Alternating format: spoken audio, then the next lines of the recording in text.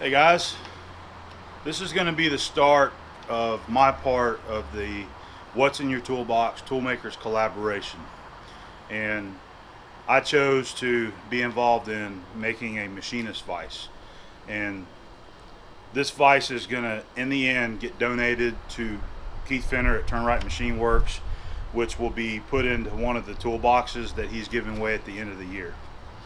So I actually have the material that we're going to use for the main body of the vise and also the moving jaw of the vise. Okay, this is some drawings this is the vise that we're going to build right here. These were provided by Tom Zalikman, I believe. Okay, so these are the prints to do your manufacturing. All right, so this is the part that I'm going to make, the main body. Brad Jacob is going to make this. The spherical washer here was already made by John Saunders at NYC CNC. And then the yoke, I believe the yoke is being made by, who's making that? James Green, I'm sorry. James Green over at James Green Short Series Shenanigans. He's going to make this piece. All right, so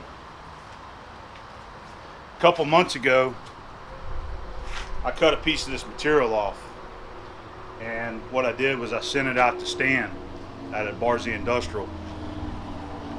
What he did was he did a heat treat on it and then tested it for Rockwell. This piece of material, it's a piece of 3 1/4 square.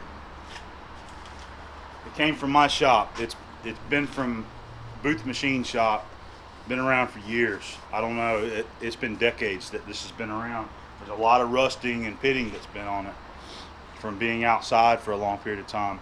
I don't know what the alloy is, but it is a good quality steel, something like 4140 or comparable to that, but we don't know what the exact grade is. But Stan determined that it is good enough to make a machinist vise and harden it and grind it, so that's what we're going to use.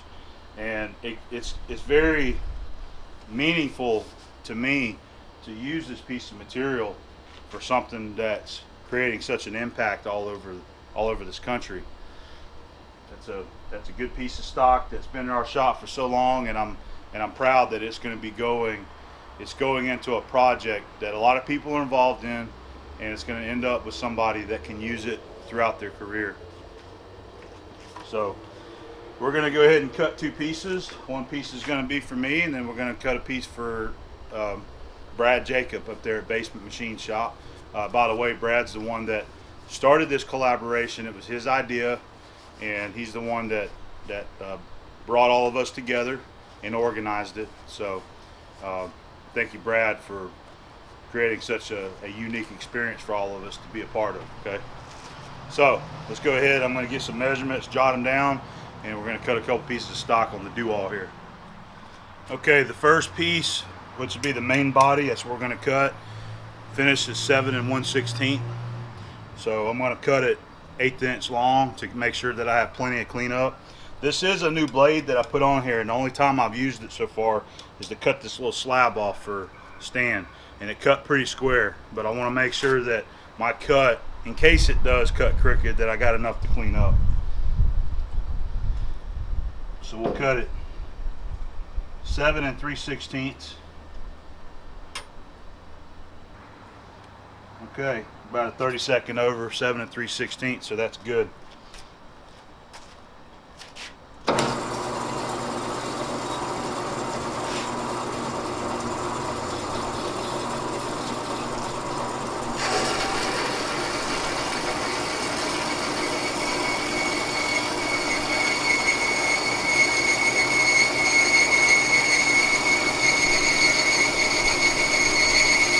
I do want to make a modification on this saw one day, just never made time for it.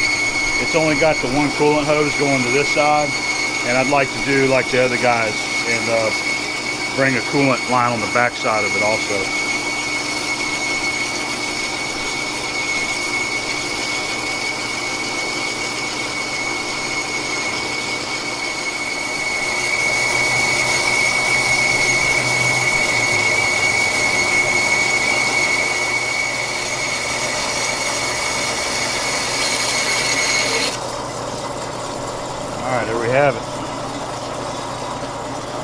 There's one machinist vise right there. Just got to find it inside.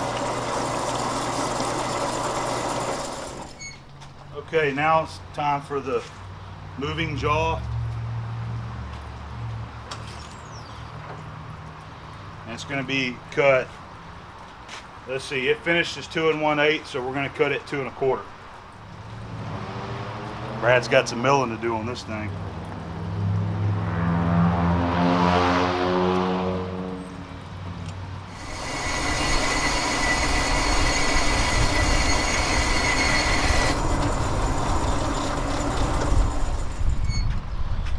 There's one moving jaw for the machinist vise. It's in there somewhere.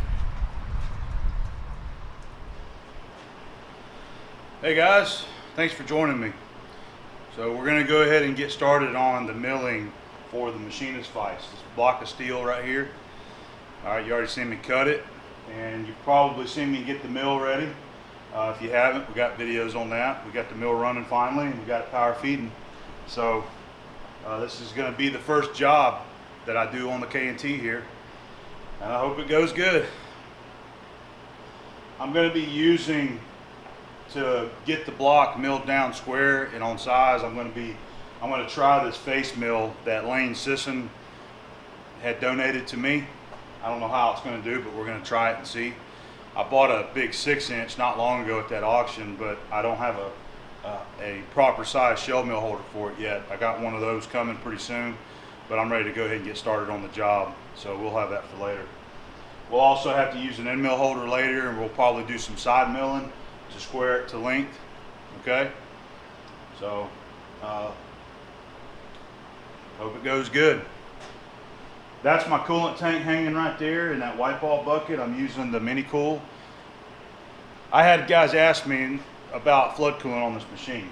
This machine was engineered for flood coolant. The bottom of the body here, that's the sump. I think it holds like 10 gallons of coolant, and I do have the pump and everything for it. I got from James. It's outside, and I don't think I want to hook all that up. That makes a mess down in those sumps. Okay, what I want to do is just build me a small external coolant tank that's going to sit over here on the side, and I think I'm going to buy one of those from Inco. They've got some like 3 gallons that'll sit right next to the machine. You plug it in, you hit the switch and go. So that might be what we do later on, but for now we're going to use our mister. Okay, so I'll bring you in a little bit closer. This was the new Kurt vise that I recently bought and cleaned up. This is the Kurt D80. It's an 8-inch vise. Nice heavy duty vise, perfect for this machine, and it'll be its first job in my shop here also. And we're gonna utilize the screwy ball that Chuck Balmerino had given me.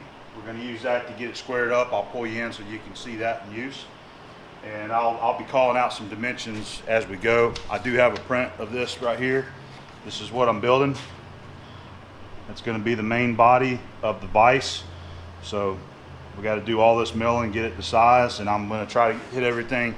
I'm going to try to give the vise 5 thousandths of cleanup, because it's going to be hardened and then it's going to be ground. I believe Stan is going to end up grinding it. All right, so let me pull you over here and we'll show you what's going on right here on the vise. Okay. So this is a really good job for the screwy ball that Chuck made, and by the way, he makes these and he sells them. If you have an interest in buying one of these, he would love to sell you one. Check him out over at Outside Screwball. So I don't have a big handle for this vise yet. We got to build one, but so for now we're going to use a wrench.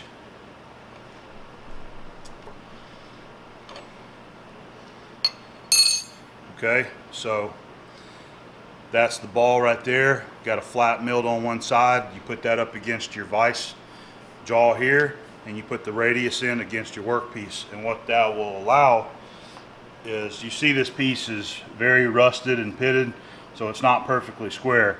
So we want to make sure that we've got our best side square against the back of the jaw, and by clamping this part in that one position, it'll allow it to push square against the back there. Okay, we'll do our milling, we'll get one side flat, we're going to flip it, we're going to do the same thing, we're going to repeat it until we get it square. So let's Put this back in here.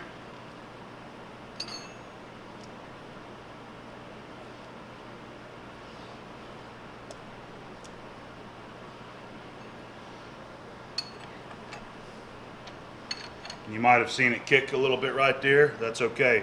We're wanting to try to start with a square side, and we're going to mill the top flat.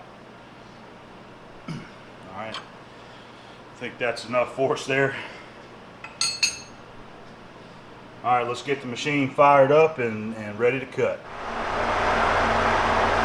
Okay, we've got the machine set at 168 RPM, and we're going to try a 3.6 inch per minute feed rate. We're going to see how that does. We can do some adjusting as needed on the fly. And I'm going to go ahead and touch off and get a cut started.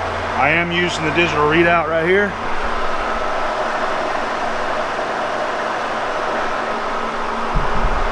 That's another first for my shop here. All right, we're going to hand feed this up and get it touched off.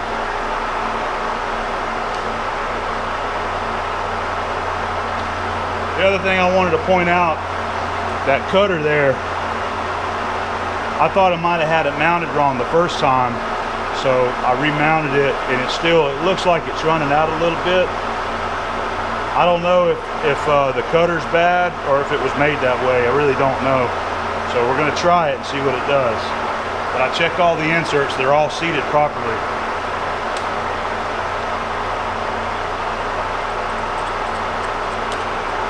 Touched off here.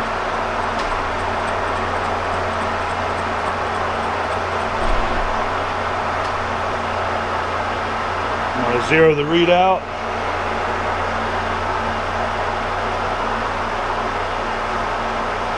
I think I'm going to try a 50 thousandths cut to start everything off. I'm going to go ahead and zero this too.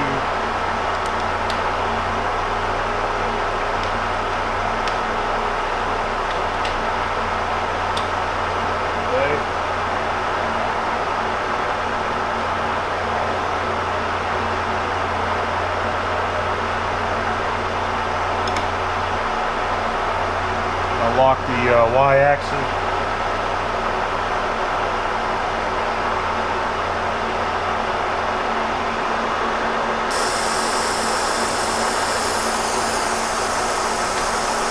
Okay guys, here we go. Oh wait. No, I forgot one thing. This quill right here, you move this handle, you can bring this quill up and down. And this is the lock bolt right there, and I just remember I need to tighten that up. So, no, wrong wrench.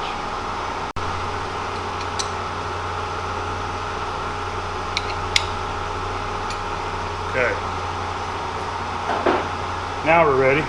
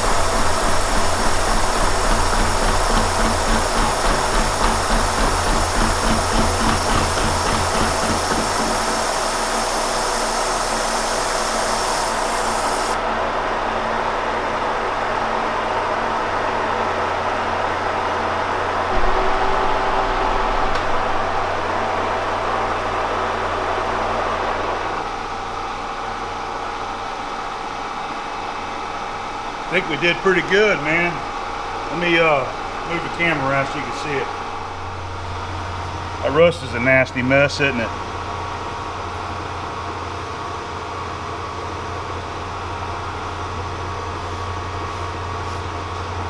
Didn't quite clean it up. I should have taken more. Okay. I'm gonna go ahead and sop up this rusty water.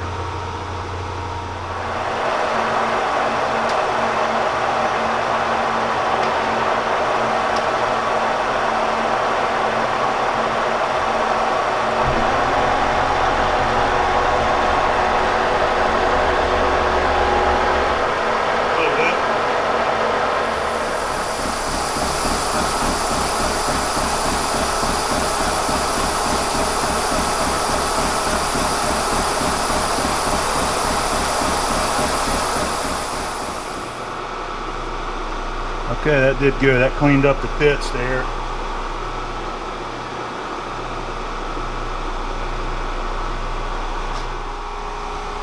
Okay, cleaned the vise out, and I dressed the corners with the 80 grit flap wheel. So what we'll do,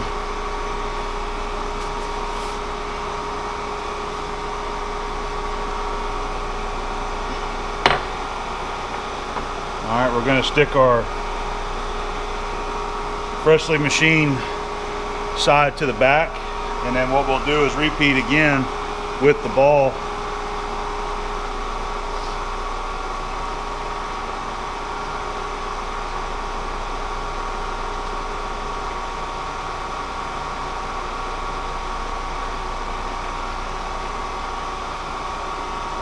About in the center there. Okay.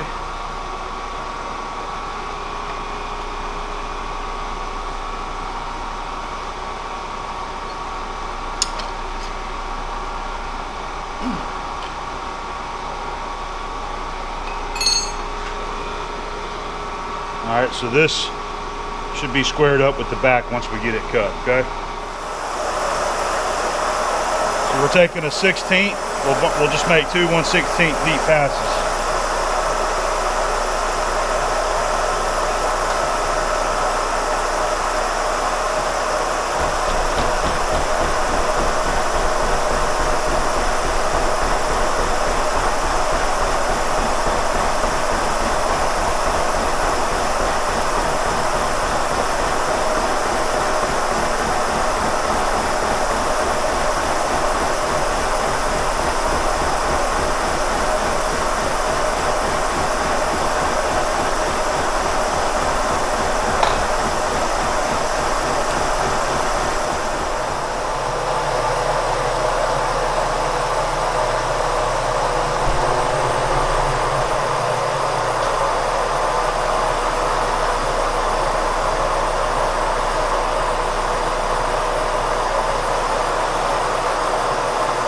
Okay, I'm going to come back and repeat that one more time.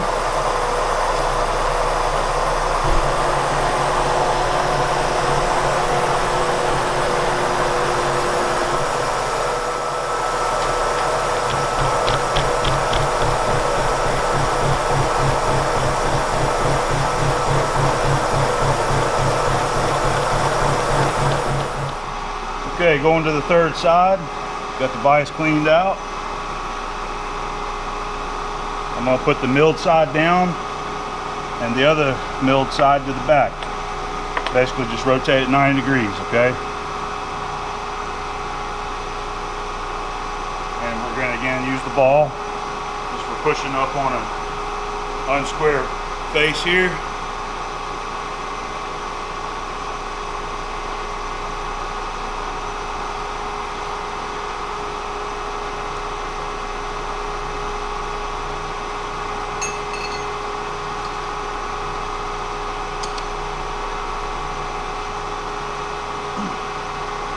Okay.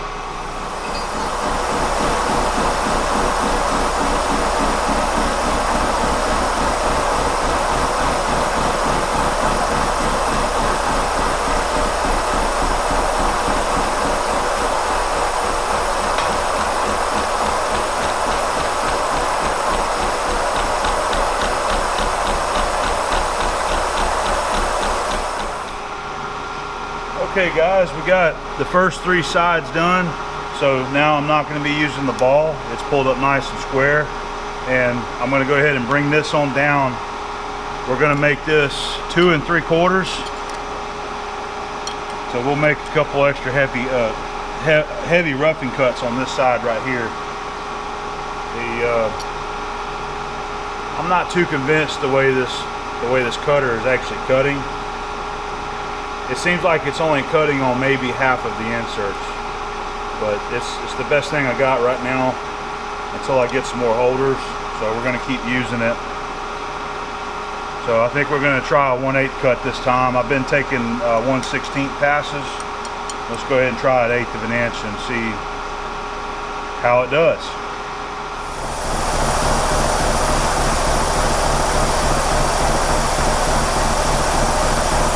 Actually working pretty good right there, man.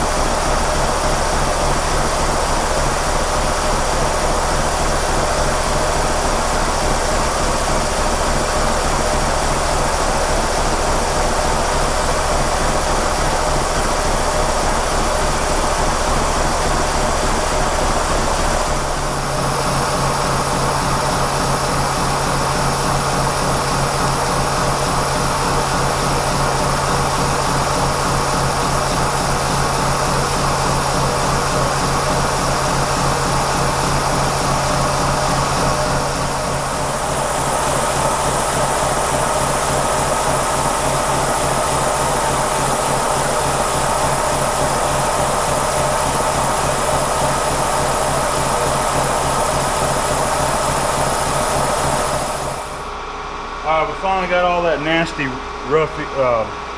that rust off of it. So the reason why I left it hanging off just a little bit so I can get in here and mic it. Okay, so I've already mic'd it and we got our calculations done. I've got 0.151 to bring it down to our, I'm leaving it 10 thousandths big for the grinders. For the heat treating and grinding process, we're going to leave it 10 thousandths. That should give it hopefully 5 thousandths per side to get it all cleaned up square.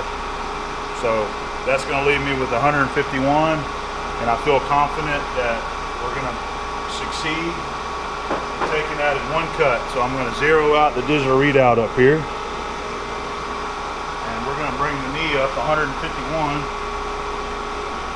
Just unlocking it over there.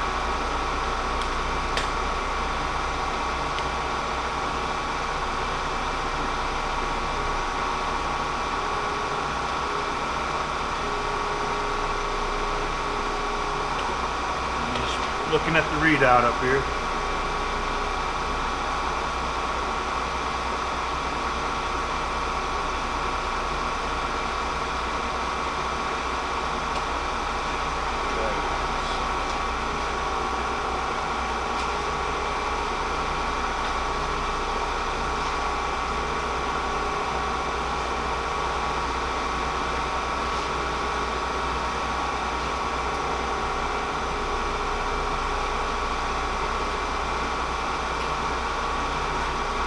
Okay, I was moving the lock and then watching the readout. I was getting about a 1/2 thousandths movement out of it. So I think we're going to be about a 1/2 thousandths bigger than what I wanted. That's going to be okay.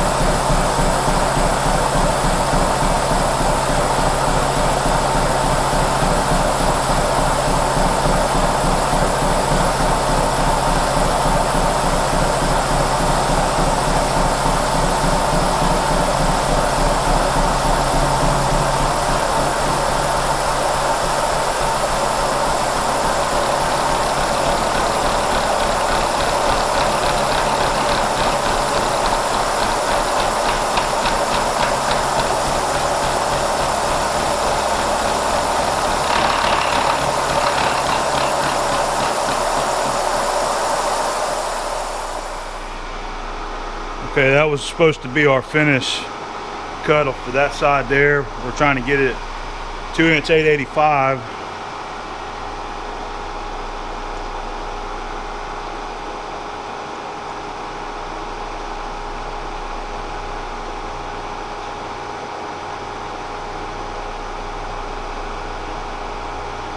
All right, so we got it at 887. That's 2/1000ths, but I noticed whenever I unlocked that column, the knee lock over here, that readout moved 2/1000ths, and I was thinking that it was going to be making up for it in my measurement, but apparently it moved at 2/1000ths and it's showing up on my cut now. But it's consistent right there, 887. But we're going to leave it alone, and once we get through all of our roughing in the end, if I need to, we'll finish that, because it's only going to be down here, this one little area on either end that we can go back and take a couple more off of it. So we're going to pull this out, clean everything up. I'm going to deburr it real good, and then we'll flip it 9 degrees and we'll do some more milling.